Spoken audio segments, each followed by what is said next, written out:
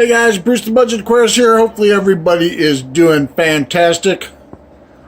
Today I want to talk to you real briefly, primarily a lot of you new folks, about the top 3 reasons people get out of fish keeping. Okay guys, welcome to the fish room. I want to talk to you real quick about what I call the 3 reasons people get out of fish keeping. This is from stuff I've read online a lot and from people I've talked to over the years who say, oh yeah, I used to have an aquarium, and I always ask them, oh yeah, why'd you get out of it? Why'd you get out of it? And it's always the same things. Number one, and this is why I am known as the budget aquarist, and that is because it's too costly.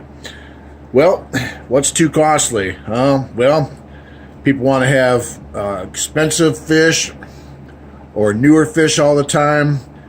People are not good at taking care of their tanks, doing the water changes as often as they should, so they have dead fish all the time. People want to have, like I said, fancy fish, pricey, expensive fish, because they always want to have, something better and better and better, rather than, like this guy over here. I've had him a long time. I think he cost me $3. He was about a half-inch long when I built him. Love the thing. Great fish, fantastic fish. Now he's huge, 12 inches long, living the life. But anyway, so yeah, a lot of times people are always saying it's too costly. I got to have the newest lights, the fanciest lights, automated timers, dimmers, all this stuff. They want to have the fanciest decorations, huge, all kinds of fancy rock and stone and plants and everything else. A lot of things that just are add up. Money, money, money. I call it keeping up with Joey syndrome. Everybody knows do it yourself Joey. Here's a guy who did a GoFundMe account and got tens of thousands of dollars and built this fish room. And then you got a lot of people out there who are just getting into this, who have their 10-gallon tank, and they're like, geez, they buy all this stuff trying to keep up with and be fancy, and eventually it can cause financial problems, and they just completely lose interest. So don't get involved in that. Then also, you get into what multi-tank costs. I'm a big fan of multi-tanks. Again, if you want to raise fish and then you want to have some babies, well, you're going to need multiple tanks. Back over here, this is my electric blue cars that are growing out, and about another month, and I'll be getting rid of them. But, so I'm not against that. But the thing is I keep everything very cheap. I don't have top-of-the-line stuff. I have inexpensive stuff that functions just perfectly. But nobody loves their fish room any more than I do. Nobody. That's all there is to it. Next thing is maintenance. People, you got to plan. When you buy a tank, somebody runs out and buys a 125-gallon tank, and they throw it in their living room. And the nearest water source is a bathroom that's, down a hall 25 feet away. And they don't have a clue that they're going to have to drag a python, or they're going to have to carry buckets of water to do maintenance on that tank all the time. So people get burnt out on maintenance. They don't want to clean the tanks. And then the tank goes to hell, they kill off their fish, and we start the same vicious cycle all over again. So my point here is you need to plan, okay? My fish room, my water source is right behind me. Got a drain, I got a water supply right there. I can drain and change 30% water changes in these tanks in 30 minutes. Yes, folks, 30 minutes. That is no exaggeration. So anyways, you want to plan on that, because nothing will burn you out quicker than you carrying a 5-gallon pail around because your wife won't let you spend $90 to buy a good python. and you got to carry a 5-gallon bucket of water around, every week to do partial changes. You're trying to siphon your gravel and keep it clean. And you know what? At the end of 2 hours, you're just burnt out on your fish tanks. So plan. Don't overstock your tanks. Don't overfeed your tanks. And keep your nitrogen level under control. And you will not have a problem. The next thing is boredom. We all suffer boredom, okay? Number 3 is a real killer. People get bored with it. They have varieties of fish, and they just, it gets old. Me, personally, I find I like breeding. I don't do it a lot, but I do it with different kinds. So, for example, the electric blue cars, I found them, and I bought 6 of them. I raised them to adults, and once these 2 paired off, they had babies. Now their babies are growing out over here, and their babies are growing out over there. So let me tell you, it has been fantastic. It has been so much fun and pleasurable to raise these fish. Now, in the future, I will probably keep these fish in such a way that they won't spawn, or if they do, that they'll eat their eggs, or something else in the tank will eat their eggs, because I don't need to have babies all the time. I love these fish, though, and I guarantee you, look at these beauties. I will keep these fish probably forever. It's just like my Oscar. Great personalities. I just love them. Okay? So that's that. Don't get bored. Try different fish. You'll find different personalities and everything. These are my angelfish. I have had this pair of angelfish for a long time. That's the male on the right and the female on the left. Now and again, they'll breed, and I'll let them breed, and I'll remove any predators and, raise up their babies. But in general, I just like them. They get along. They're always thrilled to see me. They have great personalities. They get along with other fish. So what's not to love? That's the kind of fish I want.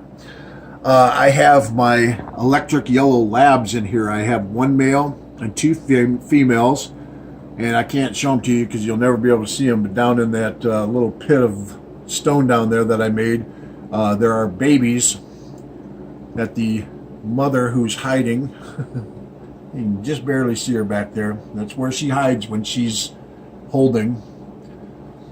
She spit her babies out down in there, and I saw them growing.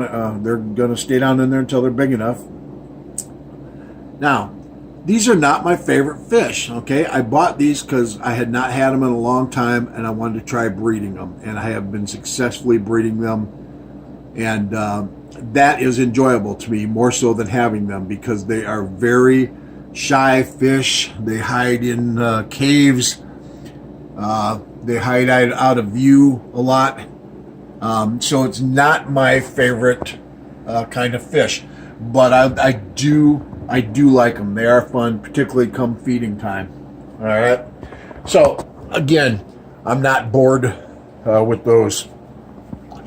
Some fish you'll buy out of sheer beauty. My wife can't stand these things. Well, I take that back. She's not a huge fan of them, but I love them. These are my African leaf fish.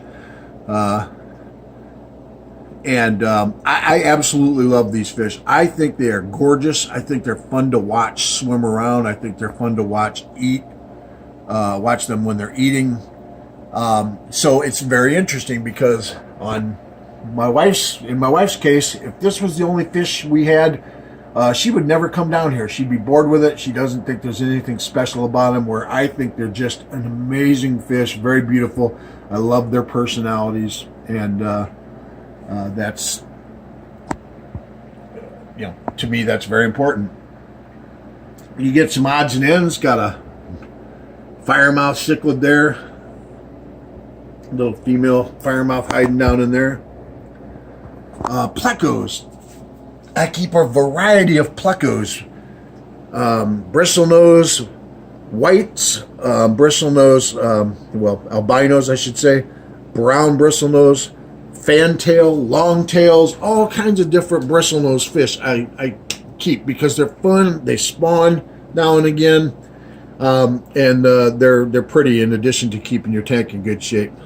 There's the mama right there. She's probably had 600 babies. Odd fish. There's my bisher down there. He's hiding under another albino bristlenose. Actually, one of the mother's babies in there.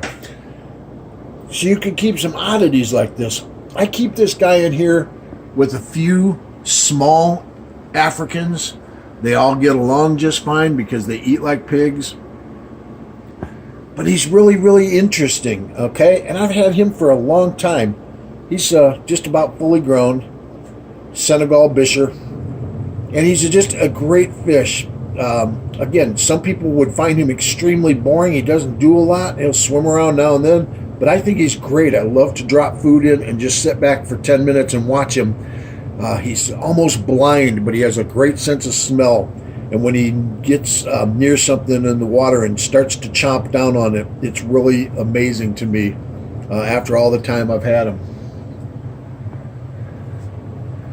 Babies. If you're going to raise babies, make sure you have a place to get rid of your babies, folks, okay?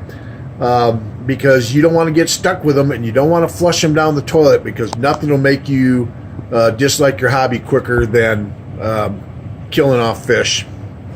All right, so that's that. Again, more oddities. I throw my little odd fish in here with my main Oscar Nemo. He's pretty tolerant. He'll kill off things like neons. He loves their blue color. But the tiger barbs, he's quick enough he could catch them, but he doesn't. He lets them go. I got even a couple of blue Acar babies in there growing out. I just wanted to throw a couple in there for fun. Lots of varieties of tiger barbs.